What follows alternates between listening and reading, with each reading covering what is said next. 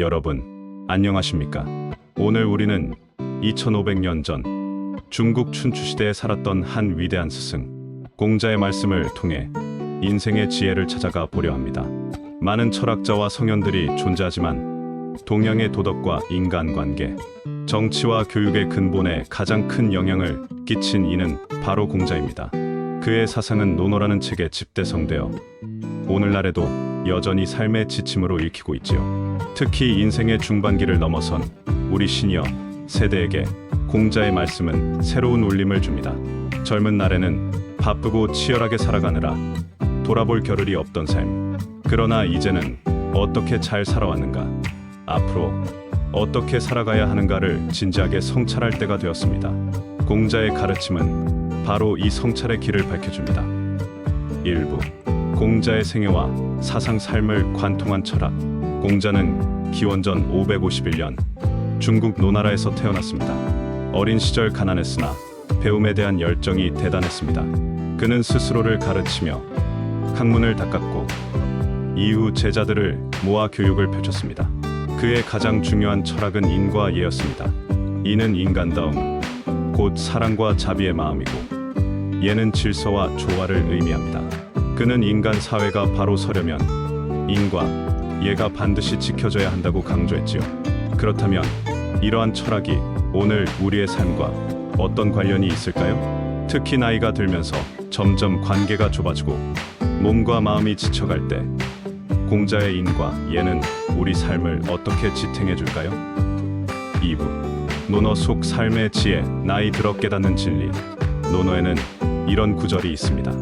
나는 15에 학문의 뜻을 두었고 30에 자립했으며 40에 미혹되지 않았고 50에는 하늘의 뜻을 알았다. 60에는 남의 말을 거스르지 않았고 70에는 마음이 원하는 대로 해도 법도를 벗어나지 않았다. 이 말은 단순히 나이에 따른 성장 과정을 말하는 것이 아닙니다. 공자는 인간이 나이를 먹으며 어떤 깨달음과 성숙을 이루어야 하는지를 제시한 것입니다. 30세 자신의 가치와 삶의 방향을 확립해야 하는 시기, 40세 흔들림 없는 지혜를 갖추는 나이, 50세 자신의 운명과 한계를 받아들이고 자연의 이치를 따르는 경지, 60세 어떤 말도 거슬림 없이 받아들일 수 있는 포용의 마음, 70세 욕망을 따라도 도를 벗어나지 않는 완숙의 단계. 여러분, 이 구절은 지금 우리 인생과 너무도 맞닿아 있지 않습니까? 특히 50, 60, 70을 살아가는 시니어 세대에게는 일종의 나침반과도 같습니다. 3부 공자의 가르침과 인간관계. 나이가 들수록 필요한 지혜. 나이가 들어가면서 가장 큰 고민 중 하나는 인간관계입니다. 젊었을 때는 가족을 부양하고 사회생활을 하느라 관계가 넓었지만 은퇴 이후에는 관계가 좁아지고 고립감을 느끼는 경우가 많습니다. 공자는 인간관계의 본질을 이렇게 말했습니다. 군자는 화이부동하고 소인은 동의불허한다. 즉, 군자는 조화를 이루되 맹목적으로 같아지려 하지 않고, 소인은 겉으로만 같아 보이려 하지만 속으로는 조화를 이루지 못한다는 뜻입니다. 이 말은 우리가 노년기에 인간관계를 맺을 때 큰 교훈을 줍니다. 억지로 맞추려고 애쓰지 않아도 됩니다. 대신 진심으로 화합할 수 있는 사람, 내 마음과 영혼을 나눌 수 있는 사람과 관계를 이어가는 것이 진정한 지혜입니다. 또 공자는 말했습니다. 3인행 필요하사 세 사람이 함께 걸으면 그 중 반드시 나의 스승이 있다. 즉, 나보다 나은 사람이 있으면 본받고 나보다 못한 사람이 있으면 스스로를 돌아보라는 말이지요. 여러분, 나이가 들어도 우리는 여전히 배울 수 있습니다. 배우는 일에는 끝이 없습니다. 손주에게서도 배울 수 있고 옆집 친구에게서도 배울 수 있습니다. 그 열린 마음이 우리 삶을 풍요롭게 합니다. 4부 공자의 말씀과 노후 준비. 진짜 노후란 무엇인가? 유튜브 검색에서도 보셨듯이 공자가 말한 진짜 노후 준비라는 주제가 큰 관심을 끌고 있습니다. 그렇다면 공자는 노후 준비에 대해 어떤 통찰을 주었을까요? 공자는 이렇게 말했습니다. 군자는 본에 힘쓰니 본이 서면 도가 생긴다. 여기서 본은 근본을 뜻합니다. 노후 준비의 진정한 근본은 돈이나 건강 그 자체가 아닙니다. 물론 경제적 안정과 건강은 중요하지만 그것보다 더 중요한 것은 마음의 근본을 세우는 일입니다. 내가 어떤 마음가짐으로 나이 들어갈 것인가? 남은 시간을 어떻게 의미 있게 보낼 것인가? 나의 존재가 가족과 사회에 어떤 가치를 남길 것인가? 이러한 질문을 던지고 그 답을 찾아가는 과정이 바로 공자가 말한 노후 준비입니다. 또한 논어에는 이런 말도 나옵니다. 배우고 때때로 익히면 즐겁지 아니한가? 벗이 먼 곳에서 찾아오면 즐겁지 아니한가? 노후의 진정한 행복은 배움과 친구에 있습니다. 새로운 것을 배우는 기쁨, 오랜 벗과 함께하는 즐거움. 이것이 바로 황혼기를 빛나게 하는 두 가지 기둥입니다. 5부. 마음 다스림 불안한 세상을 살아가는 법. 현대 사회는 너무 빠르게 변하고 있습니다.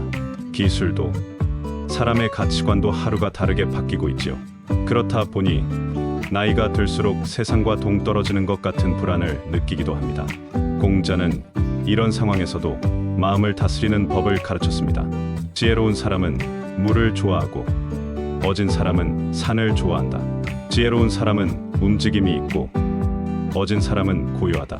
지혜로운 사람은 즐겁고 어진 사람은 오래 산다. 즉, 세상과 변화에 맞서기보다는 자연의 이치를 따르고 고요히 자신을 지키는 삶이 필요하다는 뜻입니다. 이 말은 특히 은퇴 후 마음이 흔들릴 때 큰 힘이 됩니다. 남과 비교하지 않고 조급해하지 않고 나답게 살아가는 것, 그것이 곧 장수와 평안으로 이어진다는 가르침이지요. 6부. 시니어를 위한 공자의 지혜 실천법. 지금까지의 말씀을 정리하면서 시니어 세대가 공자의 지혜를 어떻게 실천할 수 있을지 몇 가지를 제시해 드리겠습니다. 작은 배움이라도 계속하기, 하루에 10분이라도 책을 읽고 새로운 것을 배우는 습관을 들이세요. 공자는 배움의 즐거움이 곧 삶의 기쁨이라고 했습니다. 좋은 벗을 가까이 하기. 공자는 벗과의 만남에서 큰 즐거움을 찾았습니다. 노년기에는 허례허식이 아닌 진정한 친구와의 관계가 필요합니다. 본질을 지키는 삶. 노후 준비의 핵심은 마음의 근본을 세우는 것입니다. 건강, 돈, 명예도 중요하지만 결국 마지막까지 남는 것은 내가 어떤 사람으로 살았는가입니다. 조화로운 마음으로 세상 대하기. 화이부동의 지혜를 기억하세요. 다르다고 배척하지 않고 같다고 맹목적으로 따르지 않는 태도가 필요합니다. 자연을 닮은 마음가짐. 물처럼 유연하게, 산처럼 고요하게 살아간다면 불안한 세상 속에서도 마음은 평안할 수 있습니다. 7부. 공자의 말씀. 현대 시니어의 삶 속에서 실천하기. 공자의 가르침은 추상적인 철학에 그치지 않습니다. 오늘을 살아가는 우리 삶에 실제로 적용할 수 있는 구체적인 지혜입니다. 특히 40대, 50대, 60대 이상 시니어분들께 크게 와 닿는 부분이 많습니다. 사례 1점. 인간관계에서의 지혜. 퇴직한 김 선생님은 젊은 시절 직장 동료들과 술자리와 회식을 자주 가졌습니다. 그러나 은퇴 후에는 연락이 뜸해졌습니다. 그는 점점 외로움을 느꼈지만 공자의 말씀을 떠올렸습니다. 군자는 화이부동한다. 그래서 그는 억지로 관계를 유지하기보다 진심으로 마음을 나눌 수 있는 몇몇 친구와만 깊이 있는 시간을 보내기로 했습니다. 그 결과 관계의 수는 줄었지만 마음의 평화와 기쁨은 오히려 더 커졌습니다. 사례 2점. 노후 준비의 진짜 의미. 이 선생님은 은퇴 후 노후 자금을 모으는 데만 집중했습니다. 그러나 마음은 늘 불안했습니다. 그러던 중 논어에서 군자는 돈에 힘쓴다라는 말을 접하고 큰 깨달음을 얻었습니다. 그는 단순히 돈을 모으는 것보다 마음의 본질을 가꾸는 것이 노후 준비의 핵심임을 깨달았습니다. 그래서 매일 명상과 독서를 습관으로 삼고 손주와 대화를 통해 새로운 배움을 얻으며 마음을 풍요롭게 가꾸기 시작했습니다. 사례 3점. 마음 다스림의 실천. 박 여사는 남편을 먼저 떠나보내고 깊은 슬픔에 빠졌습니다. 그러나 공자의 말씀 중 지자는 낙수, 인자는 낙산, 즉 지혜로운 사람은 물을 좋아하고 어진 사람은 산을 좋아한다는 구절을 되새겼습니다. 그녀는 매일 산책을 하며 자연과 대화하는 시간을 가졌습니다. 산처럼 고요한 마음, 물처럼 흐르는 마음을 배우면서 조금씩 삶을 회복했습니다. 이렇게 공자의 말씀은 철학책 속 고리타분한 구절이 아니라 우리가 오늘 겪는 문제와 상처를 치유해주는 살아있는 지혜입니다. 8부 공자의 가르침으로 본 노후의 참된 행복. 오늘날 많은 시니어들이 행복한 노후를 원합니다. 그런데 행복은 어디에서 오는 것일까요? 공자는 이렇게 말했습니다.